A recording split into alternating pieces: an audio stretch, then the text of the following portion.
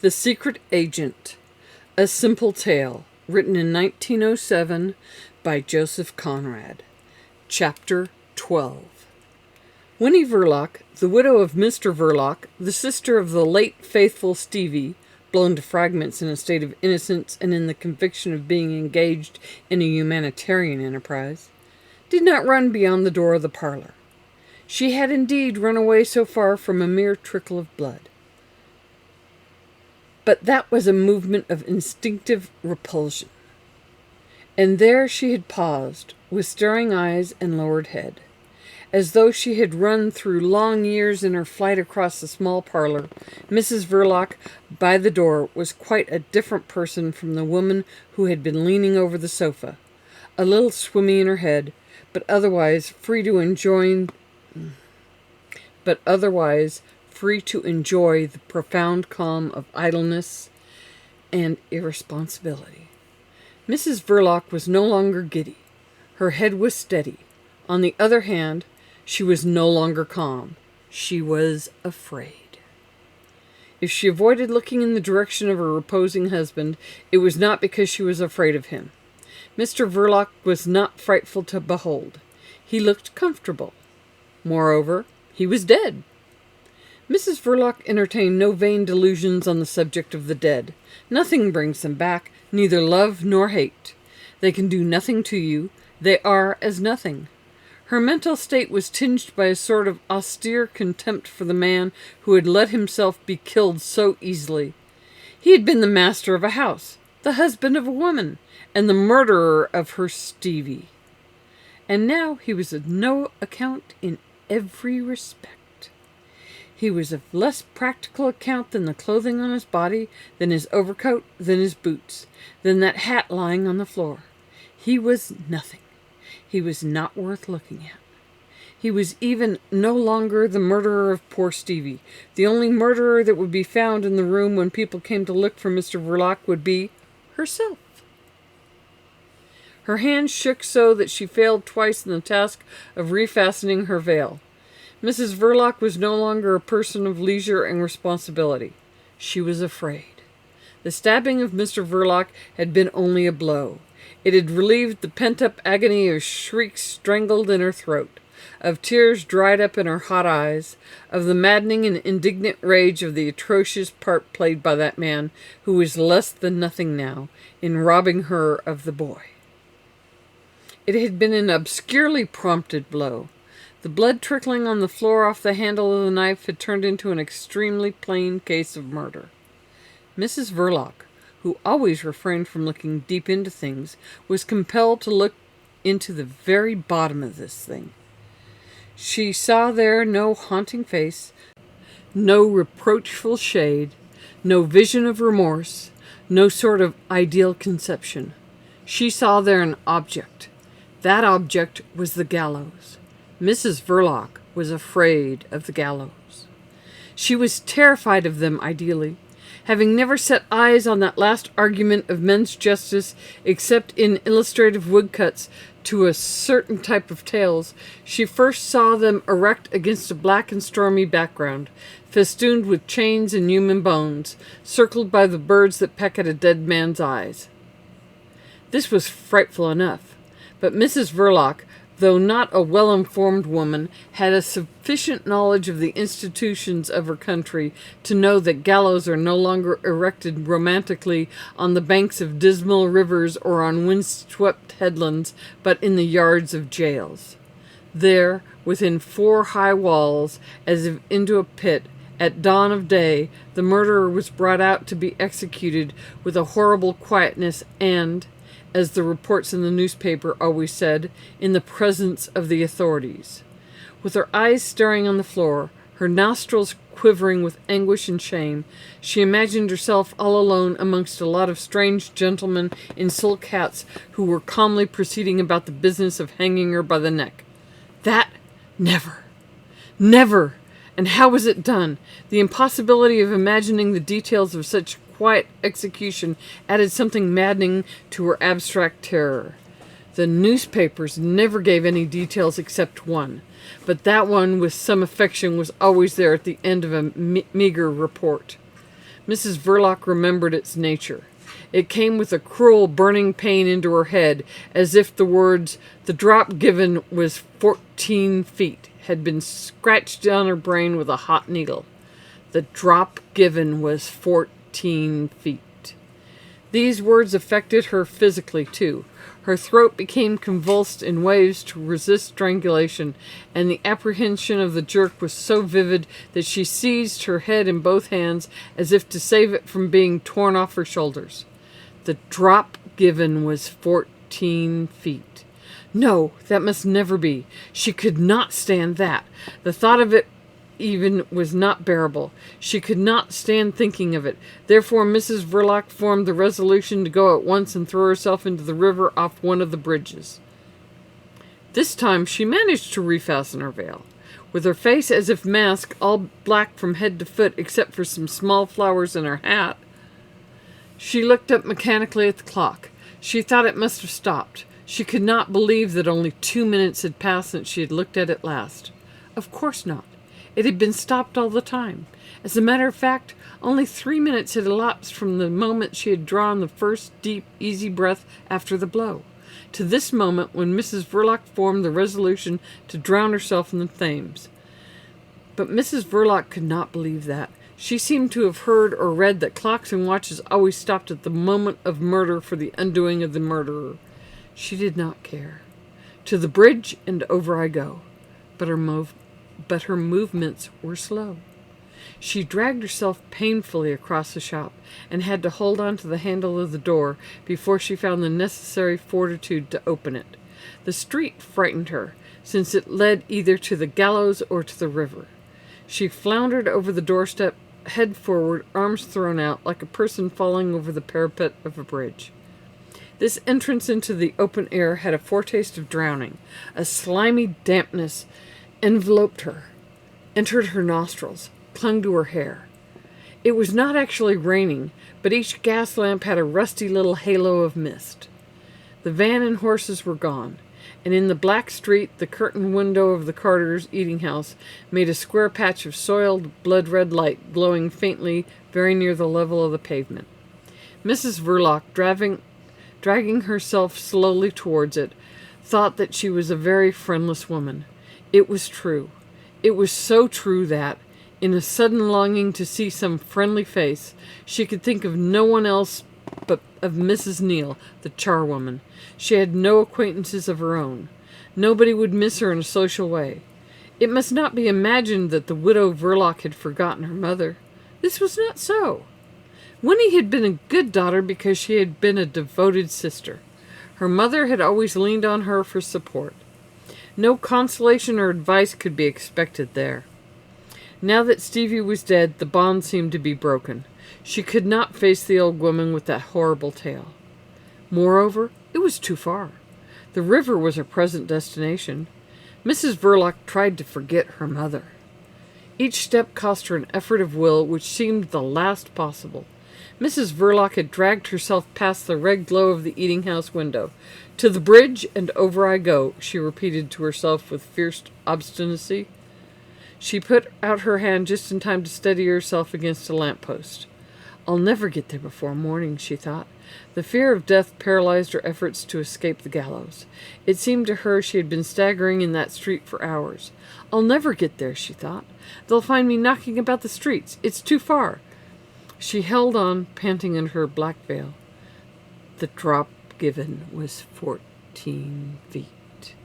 She pushed the lamppost away from her violently and found herself walking, but another wave of faintness overtook her like a great sea, washing away her heart clean out of her breast.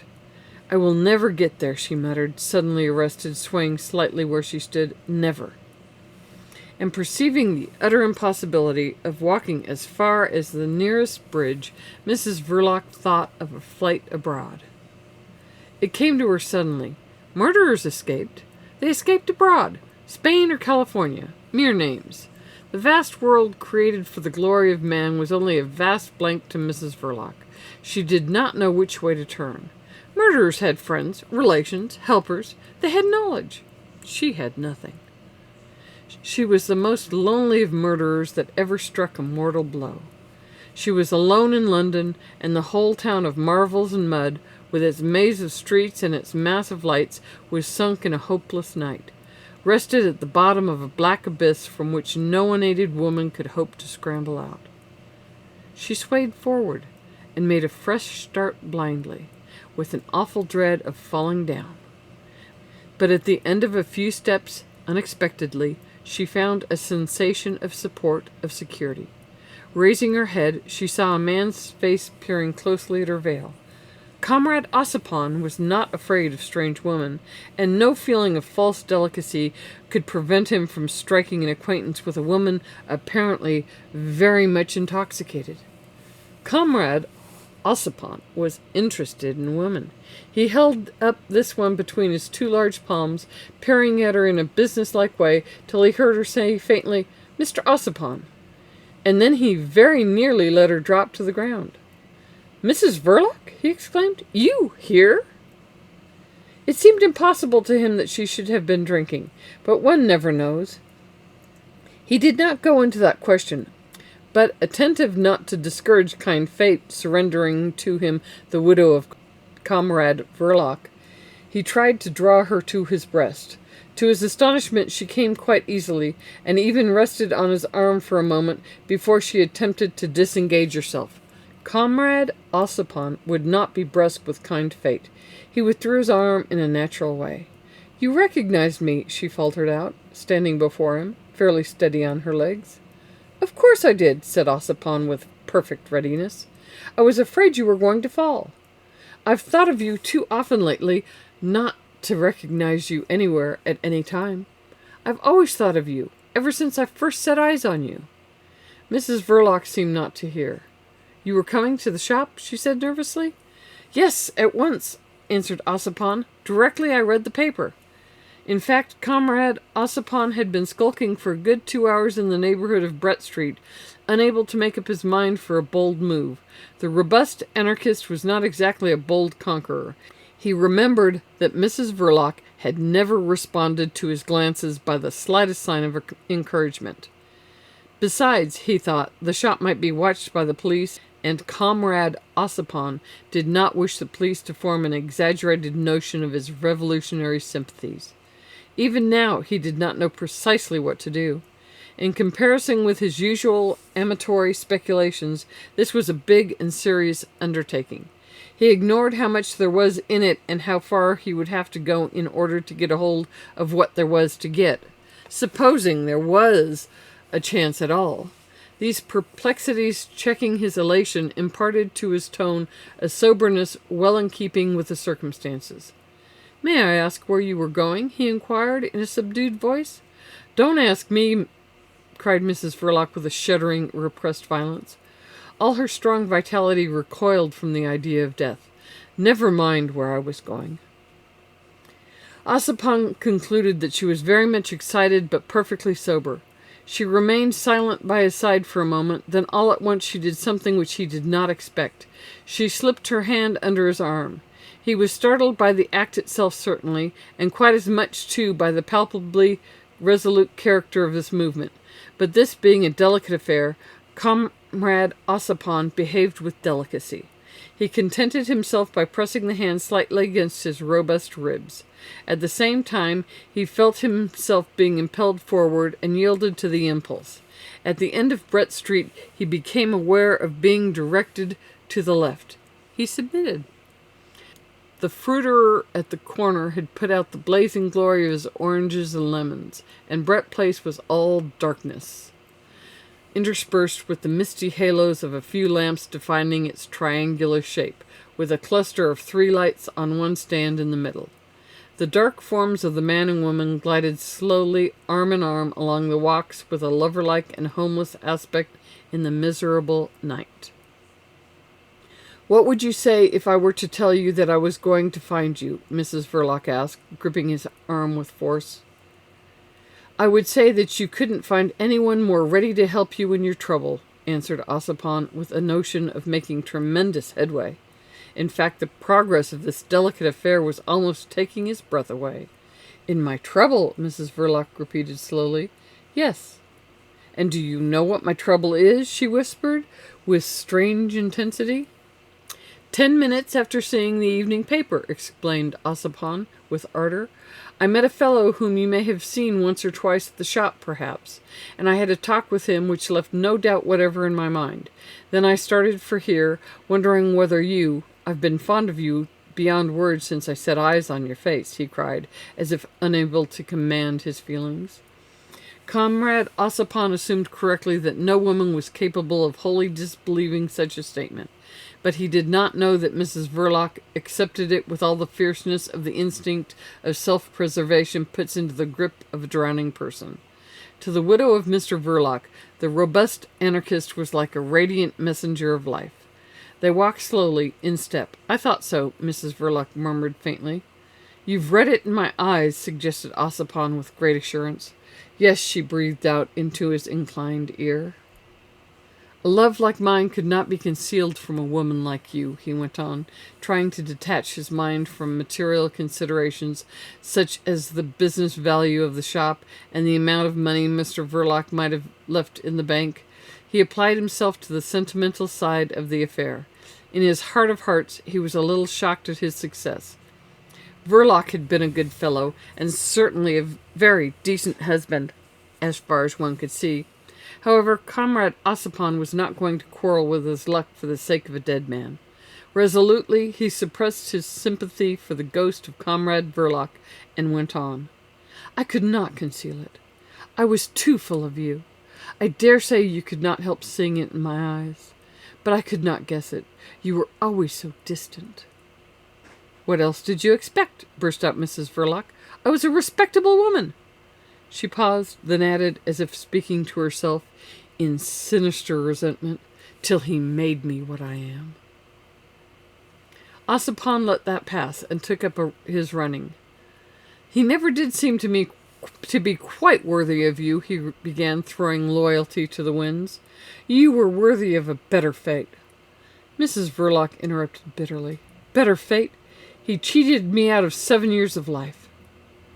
"You seem to live so happily with him," Ossipon tried to exculpate the lukewarmness of his past conduct. "It's that what's made me timid. You seem to love him. I was surprised and jealous," he added. "Love him!" Mrs. Verloc cried out in a whisper, full of scorn and rage. "Love him! I was a good wife to him. I'm a respectable woman. You thought I loved him? You did. Look here, Tom." The sound of this name thrilled Comrade Ossipon with pride, for his name was Alexander, and he was called Tom by arrangement with the most familiar of his intimates. It was a name of friendship, of moments of expansion. He had no idea that she had ever heard it used by anybody. It was apparent that she had not only caught it, but had treasured it in her memory, perhaps in her heart. "Look here, Tom. I was a young girl. I was done up. I was tired. I had 2 people depending on what I could do, and it did seem as if I couldn't do any more. 2 people, Mother and the boy. He was much more mine than Mother's. I sat up nights and nights with him on my lap, all alone upstairs, when I wasn't more than 8 years old myself. And then he was mine, I tell you. You can't understand that. No man can understand it. What was I to do? There was a young fellow." The memory of the early romance with the young butcher survived tenacious, like the image of a glimpsed ideal in that heart quailing before the fear of the gallows and full of revolt against death. "That was the man I loved then," went on the widow of Mr. Verloc. "I suppose he could see it in my eyes, too. 25 shillings a week, and his father threatened to kick him out of the business if he made such a fool of himself as to marry a girl with a crippled mother and a crazy idiot of a boy on her hands. But he would hang about me, till one evening I found the courage to slam the door in his face. I had to do it. I loved him dearly. 25 shillings a week? There was that other man, a good lodger. What is a girl to do? Could I have gone to the streets? He seemed kind. He wanted me anyhow. What was I to do with Mother and that poor boy? I said yes. He seemed good-natured. He was free-handed. He had money. He never said anything. 7 years. 7 years a good wife to him. The kind, the good, the generous, and he loved me. Oh, yes. He loved me till I sometimes wished myself 7 years. 7 years a wife to him. And do you know what he was, that dear friend of yours?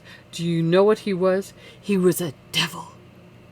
The superhuman vehemence of that whispered statement completely stunned Comrade Ossipon. Winnie Verloc, turning about, held him by both arms, facing him under the falling mist in the darkness and solitude of Brett Place, in which all sounds of life seemed lost as if in a triangular well of asphalt and bricks, of blind houses and unfeeling stone. "No, I didn't know," he declared, with a sort of flabby stupidity whose comical aspect was lost upon a woman haunted by the fear of the gallows. "But I do now. I understand," he floundered on, his mind speculating as to what sort of atrocities Verloc could have practiced under the sleepy, placid appearance of his married estate. "It was positively awful." "I understand," he repeated, and then by a sudden inspiration uttered an "unhappy woman," of lofty commiseration instead of the more familiar "poor darling" of his usual practice. This was no usual case. He felt conscious of something abnormal going on, while he never lost sight of the greatness of the stake. Unhappy, brave woman. He was glad to have discovered that variation, but he could discover nothing else. "Ah, but he is dead now," was the best he could do, and he put a remarkable amount of animosity into his guarded exclamation. Mrs. Verloc caught at his arm with a sort of frenzy. "You guessed then he was dead?" she murmured, as if beside herself. You guessed what I had to do? Had to?" There were suggestions of triumph, relief, gratitude in the indefinable tone of those words. It engrossed the whole attention of Ossipon to the detriment of mere literal sense. He wondered what was up with her, why she had worked herself into this state of wild excitement. He even began to wonder whether the hidden causes of that Greenwich Park affair did not lie deep in the unhappy circumstances of the Verlocs' married life.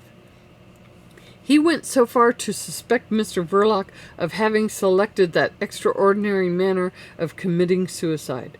By Jove! That would account for the utter inanity of the wrong-headedness of the thing. No anarchist manifestation was required by the circumstances. Quite the contrary. And Verloc was as well aware of that as any other revolutionist of his standing. What an immense joke if Verloc had simply made fools of the whole of Europe and the revolutionary world, of the police, of the press, and of the cocksure professor as well. Indeed, thought Ossipon, in astonishment. It seemed almost certain that he did. Poor beggar. It struck him as very possible that of the household of two, it wasn't precisely the man who was the devil. Alexander Ossipon, nicknamed the Doctor, was naturally inclined to think indulgently of his men friends. He eyed Mrs. Verloc, hanging on his arm. Of his woman friends he thought in a specially practical way. Why Mrs. Verloc should exclaim at his knowledge of Mr. Verloc's death, which was no guess at all, did not disturb him beyond measure. They often talked like lunatics, but he was curious to know how she had been informed. The papers could tell her nothing beyond the mere fact, the man blown to pieces in Greenwich Park not having been identified. It was inconceivable on any theory that Verloc should have given her an inkling of his intention, whatever it was. This problem interested Comrade Ossipon immensely. He stopped short. They had gone then along the 3 sides of Brett Place and were near the end of Brett Street again. "How did you first come to hear of it?" he asked in a tone he tried to render appropriate to the character of the revelations which had been made to him by the woman at his side. She shook violently for a while before she answered in a listless voice. "From the police. A chief inspector came. Chief Inspector Heat, he said he was. He showed me—" Mrs. Verloc choked. "Oh, Tom, they had to gather him up with a shovel." Her breast heaved with dry sobs. In a moment Ossipon found his tongue. "The police? Do you mean to say the police came already? That Chief Inspector Heat himself actually came to tell you?" Yes, she confirmed in the same listless tone. He came just like this. He came. I didn't know. He showed me a piece of overcoat, and just like that, do you know this, he says? Heat, heat. And what did he do?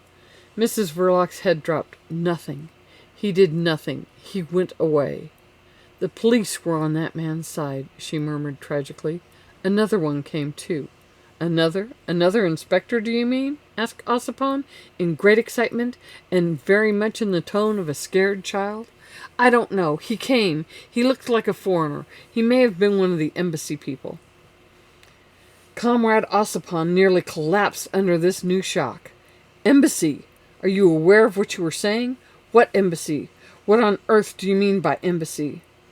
It's that place in Chesham Square, the people he cursed so. I don't know. What does it matter? And that fellow, what did he do or say to you? I don't remember. Nothing. I don't care. Don't ask me, she pleaded in a very weary voice. All right, I won't, assented Ossipon tenderly.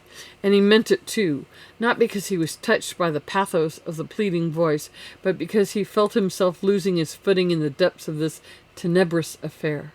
Police. Embassy. Whew. For fear of adventuring his intelligence into ways where its natural lights might fail to guide it safely, he dismissed resolutely all suppositions, surmises, and theories out of his mind.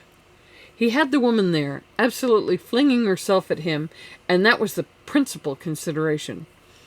But after what he had heard, nothing could astonish him any more, and when Mrs. Verloc, as if startled suddenly out of a dream of safety, began to urge upon him wildly the necessity of an immediate flight on the continent, he did not exclaim in the least. He simply said with unaffected regret that there was no train till the morning, and he stood looking thoughtfully at her face, veiled in black net in the light of a gas lamp, veiled in a gauze of mist.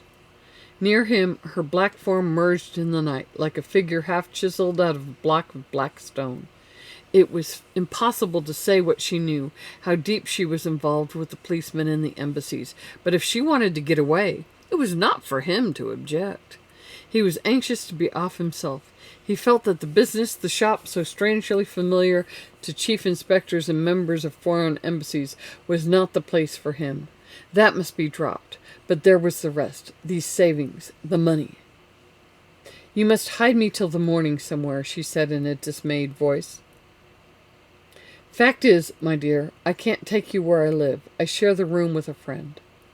He was somewhat dismayed himself. In the morning the blessed text will be out in all stations, no doubt, and if they once got hold of her for one reason or another, she would be lost to him indeed. But you must. Don't you care for me at all? At all? What are you thinking of? She said this violently, but she let her clasped hands fall in discouragement. There was a silence while the mist fell and darkness reigned undisturbed over Brett Place. Not a soul, not even the vagabond, lawless, and amorous soul of a cat came near the man and the woman facing each other. It would be possible, perhaps, to find a safe lodging somewhere, Ossipon spoke at last. But the truth is, my dear, I have not enough money to go and try with. Only a few pence. We revolutionists are not rich. He had 15 shillings in his pocket. He added, and there's the journey before us, too. First thing in the morning at that. She did not move, made no sound, and Comrade Ossipon's heart sank a little. Apparently she had no suggestion to offer. Suddenly she clutched at her breast as if she felt a sharp pain there. But I have the money. I have enough money. Tom, let's go from here. How much have you got? He inquired without stirring to her tug, for he was a cautious man. I have the money, I tell you, all the money. What do you mean by it, all the money? There was the bank, or what? He asked incredulously, but ready not to be surprised at anything in the way of luck. Yes, she said nervously. All there was. I've it all. How on earth did you manage to get a hold of it already? He marveled. He gave it to me, she murmured, suddenly subdued and trembling. Comrade Ossipon put down his rising surprise with a firm hand. Why then, we are saved, he uttered slowly. She leaned forward and sank against his breast. He welcomed her there. She had all the money. Her hat was in the way of a very marked effusion, her veil too. He was adequate in his manifestations, but no more. She received them without resistance and without abandonment, passively, as if only half sensible. She freed herself from his lax embraces without difficulty.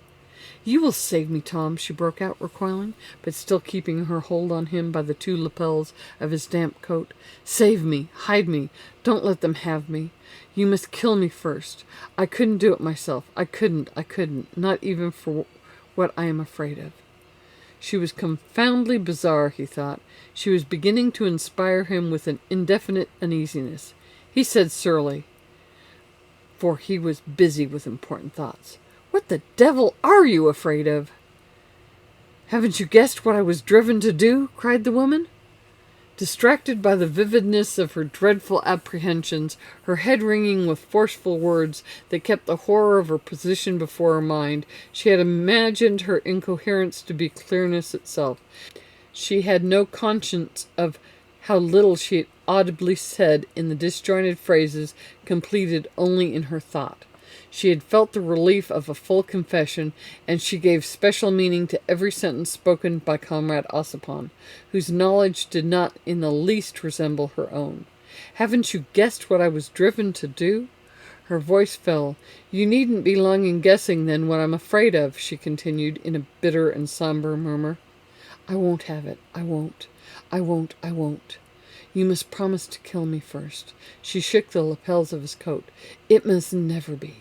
He assured her curtly that no promises on his part were necessary, but he took good care not to contradict her in set terms, because he had had much to do with excited women, and he was inclined in general to let his experience guide his conduct in preference to applying his sagacity to each special case. His sagacity in this case was busy in other directions. Women's words fell into water, but the shortcomings of timetables remained.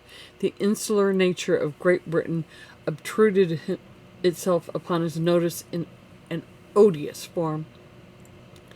"Might just as well be put under lock and key every night," he thought irritably, as nonplussed as though he had a wall to scale with the woman on his back. Suddenly he slapped his forehead. He had, by dint of cudgelling his brains, just thought of the Southampton St. Malo service. The boat left about midnight. There was a train at 10:30. He became cheery and ready to act. "From Waterloo. Plenty of time. We are all right after all. What's the matter now? This isn't the way," he protested. Mrs. Verloc, having hooked her arm into his, was trying to drag him into Brett Street again. "I've forgotten to shut the shop door as I went out," she whispered, terribly agitated. The shop and all that was in it had ceased to interest Conrad Ossipon. He knew how to limit his desires. He was on the point of saying, "What of it? Let it be," but he refrained. He disliked argument about trifles. He even mended his pace considerably on the thought that she might have left the money in the drawer, but his willingness lagged behind her feverish impatience.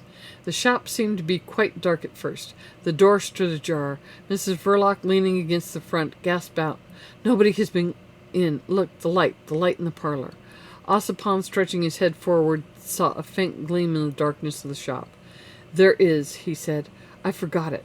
Mrs. Verloc's voice came from behind her veil faintly, and as he stood waiting for her to enter first, she said louder, "Go in and put it out, or I'll go mad."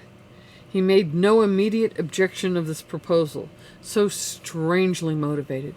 "Where's all that money?" he asked. "On me. Go, Tom. Quick, put it out. Go in," she cried, seizing him by both shoulders from behind. Not prepared for display of physical force, Comrade Ossipon stumbled far into the shop before her push. He was astonished at the strength of the woman and scandalized by her proceedings, but he did not retrace his steps in order to remonstrate with her severely in the street. He was beginning to be disagreeably impressed by her fantastic behavior. Moreover, this or never was the time to humor the woman. Comrade Ossipon avoided easily the end of the counter and approached calmly the glazed door of the parlor. The curtain over the panes being drawn back a little, he, by a very natural impulse, looked in just as he made ready to turn the handle. He looked in without a thought, without intention, without curiosity of any sort. He looked in because he could not help looking in. He looked in and discovered Mr. Verloc reposing quietly on the sofa. A yell, coming from the innermost depths of his chest, died out unheard and transformed into a sort of greasy, sickly taste on his lips. At the same time, the mental personality of Conrad Ossipon executed a frantic leap backward, but his body, left thus without intellectual guidance, held on to the door handle with the unthinkable force of an instinct. The robust anarchist did not even totter, and he stared, his face close to the glass, his eyes protruding out of his head. He would have given anything to get away, but his returning reason informed him that it would not do to let go of the door handle. What was it? Madness, a nightmare, or a trap into which he had been decoyed with fiendish artfulness? Why? What for? He did not know. Without any sense of guilt in his breast, in the full peace of his conscience as far as these people were concerned, the idea that he would be murdered for mysterious reasons by the couple Verloc passed not so much across his mind as across the pit of his stomach, and went out, leaving behind a trail of sickly faintness and indisposition. Comrade Ossipon did not feel very well in a very special way for a moment, a long moment, and then he stared. Mr. Verloc lay very still, meanwhile, simulating sleep for reasons of his own, while that savage woman of his was guarding the door, invisible and silent in the dark and deserted street. Was all this some sort of terrifying arrangement invented by the police for his especial benefit? His modesty shrank from that explanation, but the true sense of the scene he was beholding came to Ossipon through the contemplation of the hat. It seemed an extraordinary thing, the ominous object, a sign. Black and rim upward, it lay on the floor before the couch, as if prepared to receive the contributions of pence from people who would come presently to behold Mr. Verloc in the fullness of his domestic ease reposing on a sofa. From the hat the eyes of the robust anarchist wandered to the displaced table, gazed at the broken dish for a time, received a kind of optical shock from observing a white gleam under the imperfectly closed eyelids of the man on the couch. Mr. Verloc did not seem so much asleep now as lying down with a bent head and looking insistently at his left breast. And when Comrade Ossipon had made out the handle of the knife, he turned away from the glazed door and retched violently. The crash of the street door flung to make his very soul leap in panic. This house with its harmless tenant could still be made a trap of a terrible kind. Comrade Ossipon had no settled conception now of what was happening to him. Catching his thigh against the end of the counter, he spun round, staggered with a cry of pain, felt in the distracting clatter of the bell his arms pinned to his side by a convulsive hug, while the cold lips of a woman moved creepily on his very ear to form the words, "Policeman! He has seen me!" He ceased to struggle. She never let him go. Her hands had locked themselves with an inseparable twist of fingers on his robust back. While the footsteps approached, they breathed quickly, breast to breast, with hard labored breaths, as if theirs had been the attitude of a deadly struggle, while in fact it was the attitude of deadly fear, and the time was long. The constable on the beat had in truth seen something of Mrs. Verloc, only coming from the lighted thoroughfare at the other end of Brett Street. She had been no more to him than a flutter in the darkness, and he was not even quite sure there had been a flutter. He had no reason to hurry up. On coming abreast of the shop, he observed that it had been closed early. There was nothing very unusual in that. The men on duty had special instructions about that shop, that went on about there was not to be meddled with unless absolutely disorderly, but any observations made were to be reported. There were no observations to make, but from a sense of duty and for the peace of his conscience, owing also to that doubtful flutter of the darkness, the constable crossed the road and tried the door. The spring latch, whose key was reposing forever off duty in the late Mr. Verloc's waistcoat pocket, held as well as usual. While the conscientious officer was shaking the handle, Ossipon felt the cold lips of the woman stirring again creepily against his very ear. "If he comes in, kill me. Kill me, Tom." The constable moved away, flashing as he passed the light of his dark lantern, merely for form's sake, at the shop window. For a moment longer the man and the woman inside stood motionless, panting, breast to breast. Then her fingers came unlocked. Her arms fell by her side slowly. Ossipon leaned against the counter. The robust anarchist wanted support badly. This was awful. He was almost too disgusted for speech. Yet he managed to utter a plaintive thought, showing at least that he realized his position. "Only a couple minutes later and you'd have made me blunder against the fellow poking about here with his damned dark lantern." The widow of Mr. Verloc, motionless in the middle of the shop, said insistently, "Go in and put that light out, Tom. It will drive me crazy." She saw vaguely his vehement gesture of refusal. Nothing in the world would have induced Ossipon to go in that parlor. He was not superstitious, but there was too much blood on the floor, a beastly pool of it all around the hat. He judged he had been already far too near that corpse for his peace of mind, for the safety of his neck, perhaps. At the meter, then. There, look, in that corner. The robust form of Conrad Ossipon, striding briskly and shadowy across the shop, squatted in a corner obediently, but this obedience was without grace. He fumbled nervously, and suddenly, in the sound of a muttered curse, the light behind the glazed door flickered out to a gasping, hysterical sigh of a woman. Night, the inevitable reward of men's faithful labors on this earth. Night had fallen on Mr. Verloc, the tried revolutionist, one of the old lot, the humble guardian of society, the invaluable secret agent, Delta, of Baron Stotwartenheim's dispatches, a servant of law and order, faithful, trusted, accurate, admirable, with perhaps one single amiable weakness, the idealistic belief in being loved for himself. Ossipon groped his way back through the stuffy atmosphere, as black as ink now, to the counter. The voice of Mrs. Verloc, standing in the middle of the shop, vibrated after him in that blackness with a desperate protest. "I will not be hanged, Tom. I will not." She broke off. Ossipon from the counter issued a warning. "Don't shout like this," then seemed to reflect profoundly. "You did this thing quite by yourself?" he inquired in a hollow voice, but with the appearance of a masterful calmness which filled Mrs. Verloc's heart with a grateful confidence in his protecting strength. "Yes," she whispered, invisible. "I wouldn't have believed it possible," he muttered. "Nobody would." She heard him move about in the snapping of a lock in the parlor door. Comrade Ossipon had turned the key on Mr. Verloc's repose, and this he did not from reverence for its eternal nature or any other obscurely sentimental consideration, but for the precise reason that he was not at all sure that there was not someone else hiding somewhere in the house.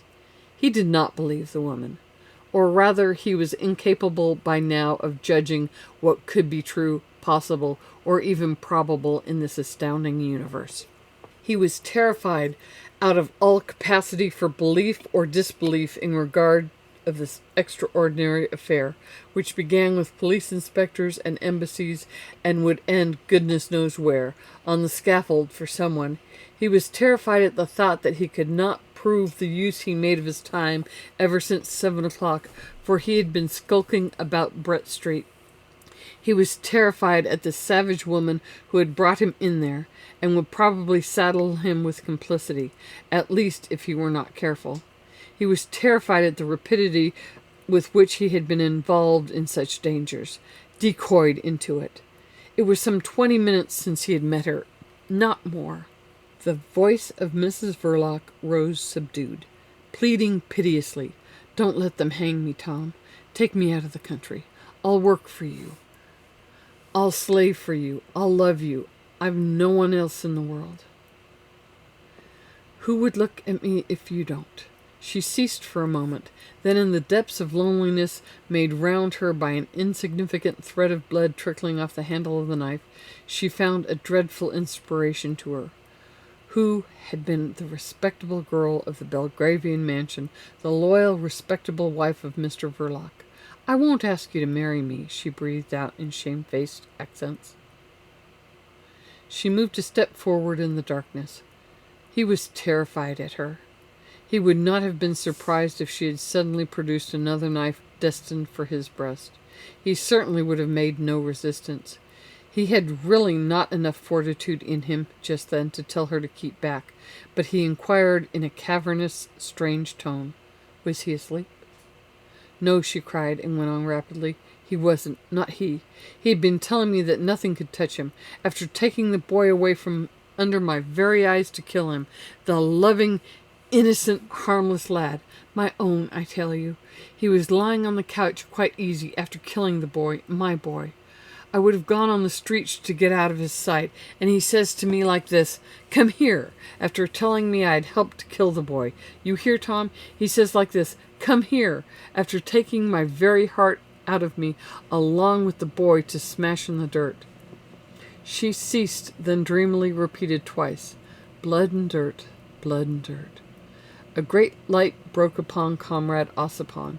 It was the half-witted lad, then, who had perished in the park, and the fooling of everyone all around appeared more complete than ever. Colossal! He exclaimed scientifically in the extremity of his astonishment, "The degenerate! By heavens!" "Come here," the voice of Mrs. Verloc rose again. "What did he think I was made of? Tell me, Tom. Come here. Me, like this.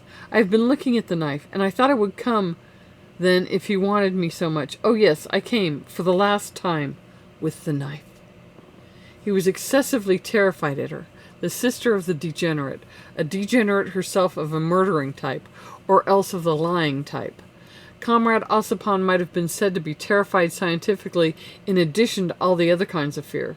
It was an immeasurable and composite funk, which from its very excess gave him in the dark a false appearance of calm and thoughtful deliberation. For he moved and spoke with difficulty, being as if half frozen in his will and mind, and no one could see his ghastly face. He felt half dead. He leapt a foot high. Unexpectedly, Mrs. Verloc had desecrated the unbroken reserved decency of her home by a shrill and terrible shriek. "Help, Tom! Save me! I won't be hanged!" He rushed forward, groping for her mouth with a silencing hang, and the shriek died out. But in his rush he had knocked her over. He felt her now clinging round his legs, and his terror reached its culminating point, became a sort of intoxication, entertained delusions, acquiring the characteristics of delirium tremens. He positively saw snakes now. He saw the woman twined around him like a snake, not to be shaken off. She was not deadly. She was death itself, the companion of life. Mrs. Verloc, as if relieved by the outburst, was very far from behaving noisily now. She was pitiful. "Tom, you can't throw me off now," she murmured from the floor. "Not unless you crush my head under your heel. I won't leave you." "Get up," said Ossipon. His face was so pale as to be quite visible in the profound black darkness of the shop, while Mrs. Verloc, veiled, had no face, almost no discernible form. The trembling of something small and white, a flower in her hat, marked her place, her movements. It rose in the blackness. She had got up from the floor, and Ossipon regretted not having run out at once to the street, but he perceived easily that it would not do. It would not do. She would run after him. She would pursue him, shrieking, till she sent every policeman within hearing in chase. And then goodness only knew what she would say of him. He was so frightened that for a moment the insane notion of strangling her in the dark passed through his mind, and he became more frightened than ever. She had him. He saw himself living in abject terror in some obscure hamlet in Spain or Italy, till some fine morning they found him dead too, with a knife in his breast, like Mr. Verloc. He sighed deeply. He dared not move, and Mrs. Verloc waited in silence for the good pleasure of her Saviour, deriving comfort from his reflective silence. Suddenly he spoke up in an almost natural voice. His reflections had come to an end. "Let's get out, or we will lose the train." "Where are we going to, Tom?" she asked timidly. Mrs. Verloc was no longer a free woman. "Let's go to Paris first, the best way we can.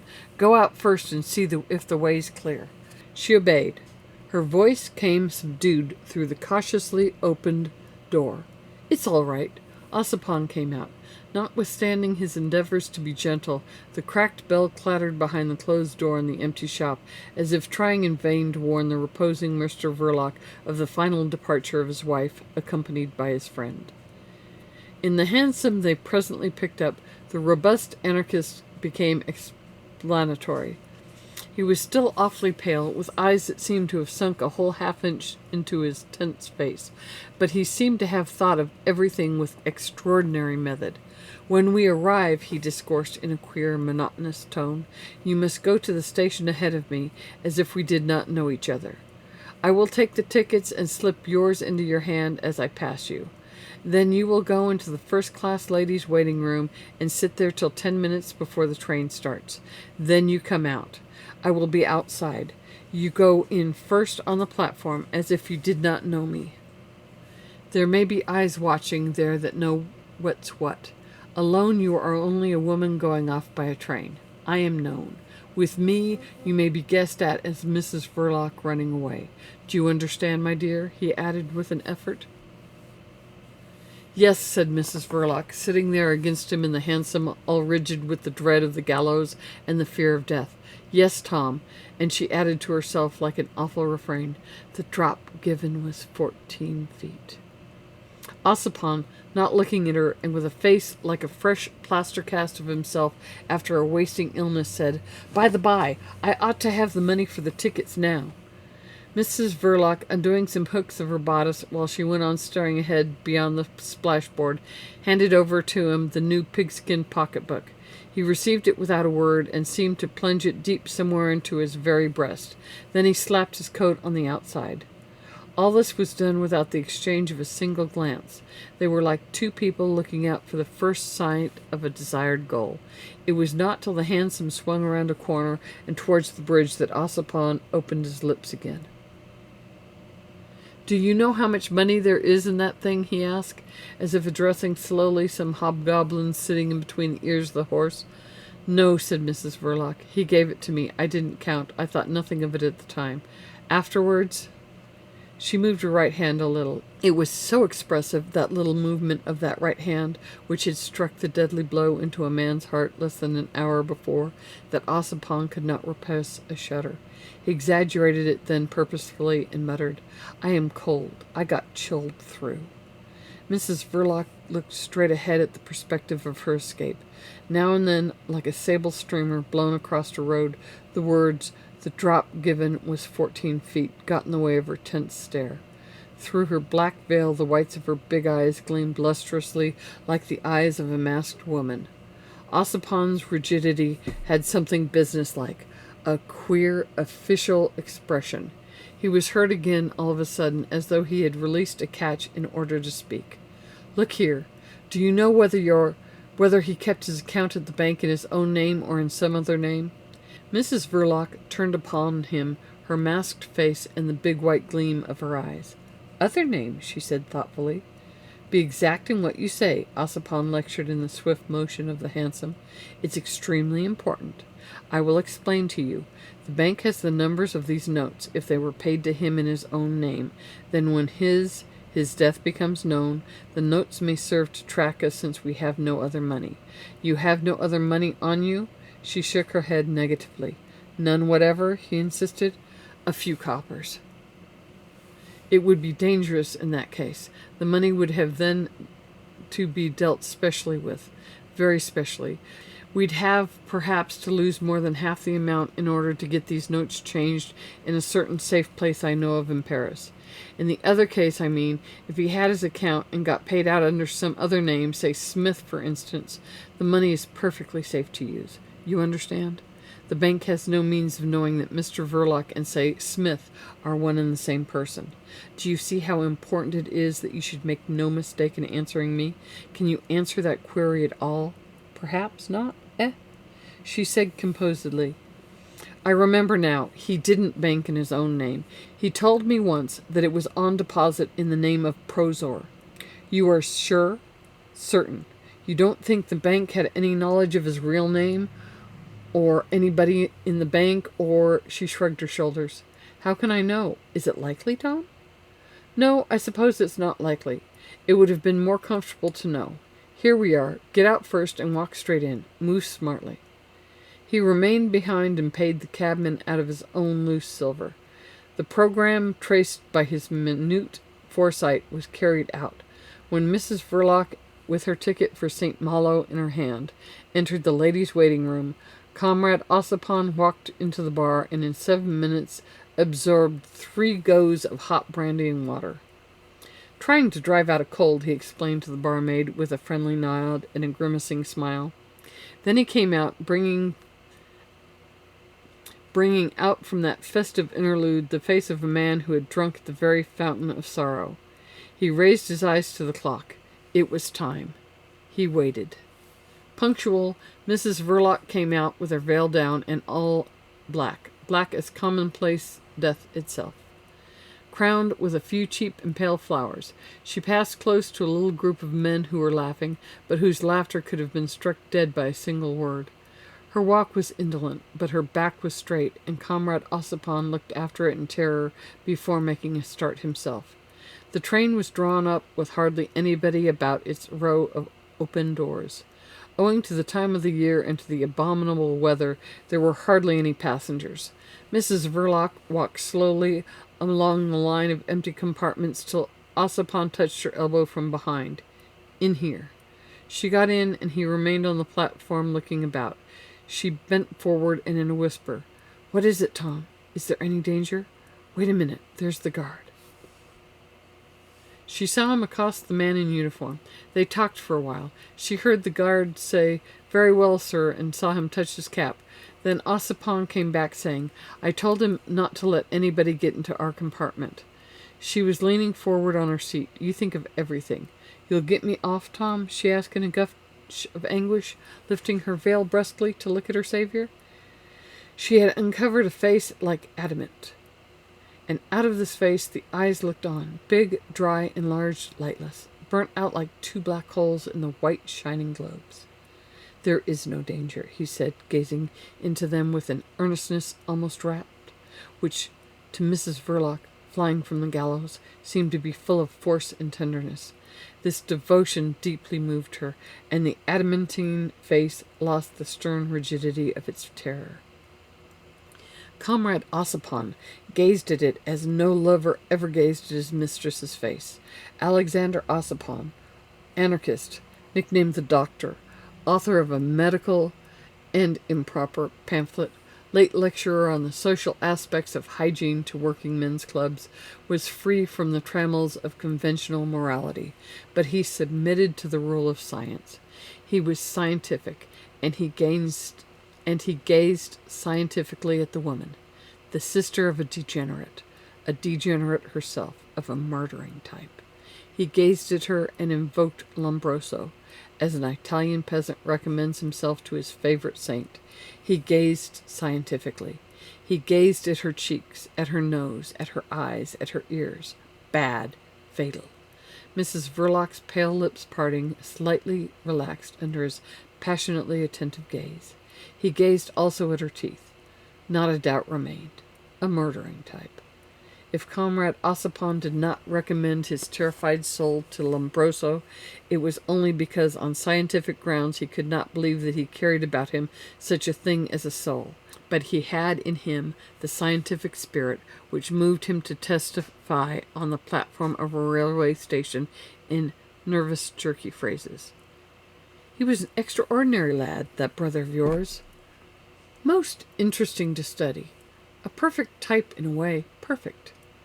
He spoke scientifically in his secret fear, and Mrs. Verloc, hearing these words of commendation vouchsafed to her beloved dead, swayed forward with a flicker of light in her somber eyes, like a ray of sunshine heralding a tempest of rain. He was that, indeed, she whispered softly with quivering lips. You took a lot of notice of him, Tom. I loved you for it. It's almost incredible the resemblance there was between you two, pursued Ossipon, giving a voice to his abiding dread and trying to conceal his nervous, sickening impatience for the train to start. Yes, he resembled you. These words were not especially touching or sympathetic, but the fact of that resemblance insisted upon was enough in itself to act upon her emotions powerfully. With a little faint cry, and throwing her arms out, Mrs. Verloc burst into tears at last.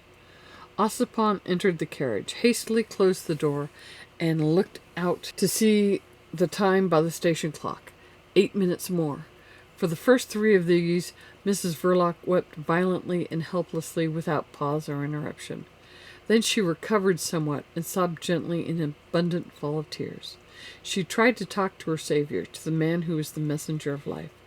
"Oh, Tom, how could I fear to die after he was taken away from me so cruelly? How could I? How could I be such a coward?" She lamented aloud her love of life, that life without grace or charm, and almost without decency, but of an exalted faithfulness of purpose, even unto murder, and, as often happens in the lament of poor humanity, rich in suffering, but indigent in words, the truth. The very cry of truth was found in a worn and artificial shape, picked up somewhere among the phrases of a sham sentiment. How could I be so afraid of death, Tom? I tried, but I am afraid. I tried to do away with myself, and I couldn't. Am I hard? I suppose the cup of horrors was not full enough for such as me. Then, when you came... She paused. Then, in a gust of confidence and gratitude, "I will live all my days for you, Tom," she sobbed out. "Go over to the other corner of the carriage, away from the platform," said Ossipon solicitously. She let her Savior settle her comfortably, and he watched the coming on of another crisis of weeping, still more violent than the first. He watched the symptoms with a sort of medical air, as if counting seconds. He heard the guard's whistle at last. An involuntary contraction of the upper lip bared his teeth with all the aspect of savage resolution as he felt the train beginning to move. Mrs. Verloc heard and felt nothing, and Ossipon, her Savior, stood still. He felt the train roll quicker, rumbling heavily to the sound of the woman's loud sobs, and then, crossing the carriage in 2 long strides, he opened the door deliberately and leapt out. He had leapt out at the very end of the platform, and such was his determination in sticking to his desperate plan that he managed, by a sort of miracle performed almost in the air, to slam the door of the carriage. Only then did he find himself rolling head over heels like a shot rabbit. He was bruised, shaken, pale as death, and out of breath when he got up. But he was calm and perfectly able to meet the excited crowd of railway men who had gathered round him in a moment. He explained in gentle and convincing tones that his wife had started at a moment's notice for Brittany to her dying mother, that of course she was greatly upset, and he, considerably concerned at her state, that he was trying to cheer her up, and had absolutely failed to notice at first that the train was moving out. To the general exclamation, "Why didn't you go to Southampton then, sir?" he objected the inexperience of a young sister-in-law left alone in the house with 3 small children, and her alarm at his absence. The telegraph offices being closed, he had acted on impulse. "But I don't think I'll ever try that again," he concluded, smiled all around, distributed some small change, and marched without a limp out of the station. Outside, Conrad Ossipon, flush of safe banknotes as never before in his life, refused the offer of a cab. "I can walk," he said, with a friendly little laugh to the civil driver. He could walk. He walked. He crossed the bridge. Later on, the towers of the Abbey saw in their massive immobility the yellow bush of his hair passing under the lamps. The lights of Victoria saw him too, and Sloane Square, and the railings of the park, and Conrad Ossipon once more found himself on a bridge. The river, a sinister marvel of still shadows and flowing gleams mingling below in a black silence, arrested his attention. He stood looking over the parapet for a long time. The clock tower boomed a brazen blast above his drooping head. He looked up at the dial. 12:30 of a wild night in the Channel. And again Conrad Ossipon walked. His robust form was seen that night in distant parts of the enormous town, slumbering monstrously on a carpet of mud under a veil of raw mist. He was seen crossing the streets without life and sound, or diminishing in the interminable straight perspectives of shadowy houses bordering empty roadways lined by strings of gas lamps. He walked through squares, places, ovals, commons, through monotonous streets with unknown names, where the dust of humanity settles inert and hopeless out of the stream of life. He walked, and suddenly turning into a strip of a front garden with mangy grass plot, he let himself into a small grimy house with a latchkey he took out of his pocket. He threw himself down on his bed, all dressed, and lay still for a whole quarter of an hour. Then he sat up suddenly, drawing up his knees and clasping his legs. The first dawn found him open-eyed, in that same posture. This man who could walk so long, so far, so aimlessly, without showing a sign of fatigue, could also remain sitting still for hours without stirring a limb or an eyelid. But when the late sun sent its rays into the room, he unclasped his hands and fell back on the pillow. His eyes stared at the ceiling, and suddenly they closed. Comrade Ossipon slept in the sunlight.